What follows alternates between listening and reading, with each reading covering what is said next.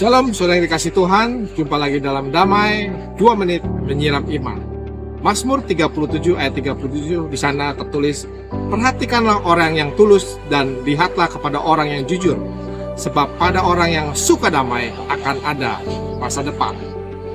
Saudara yang dikasih Tuhan, orang yang bijaksana adalah orang yang mau belajar dan terus belajar tentang banyak hal.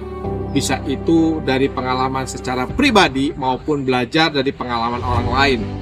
Dan salah satunya adalah kita perlu belajar dari mereka yang pertama tulus. Tulus berarti ikhlas, tidak pura-pura. Apa yang keluar dari dirinya berasal dari hati yang suci. Sedangkan jujur berarti tidak ada yang disembunyikan, tidak munafik, tidak pakai topeng, tidak berusaha menipu siapapun.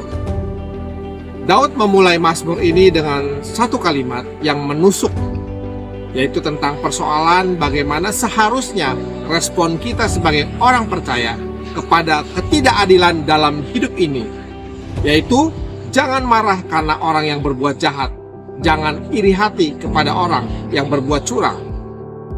Ya, memang banyak orang yang jujur dan hidup tulus merasakan kecemburuan yang besar ketika melihat betapa nyaman dan makmurnya hidup orang-orang yang melakukan kejahatan.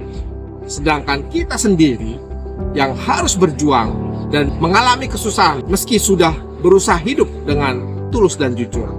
Tetapi meskipun orang fasik melihat kesempatan menjerat orang benar, suatu saat nanti akan datang waktunya orang benar akan mempunyai kesempatan melihat sebaliknya. Karena nasib akhir orang jujur adalah damai, sedangkan bagi orang fasik adalah kebinasaan. Dalam dunia yang semakin gelap ini, memang sulit mencari orang yang memiliki karakter tulus dan jujur. Tapi salah satu indikator yang bisa kita lihat adalah bahwa orang yang tulus dan jujur adalah orang yang mencintai kedamaian. Berbeda dengan orang fasik yang senang berseteru, senang berkonflik, atau senang cari gara-gara. Orang seperti ini, seperti pemazmur katakan, tidak punya masa depan.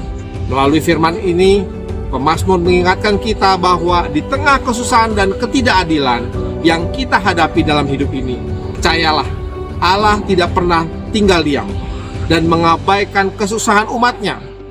Ia peduli dan memperhatikan meski tidak selalu kita dapat melihat jalan dan karyanya atas hidup saudara dan saya. Tetapi itu tidak akan mengubah fakta bahwa Allah sedang bekerja di dalam segala sesuatu untuk mendatangkan kebaikan bagi kita. Mari kita terus hidup berusaha jujur dan tulus, supaya dalam hati kita selalu ada damai sejahtera. Dan sejahtera yang melampaui segala akal dari Kristus Yesus Tuhan kita. Salam damai, Tuhan memberkati.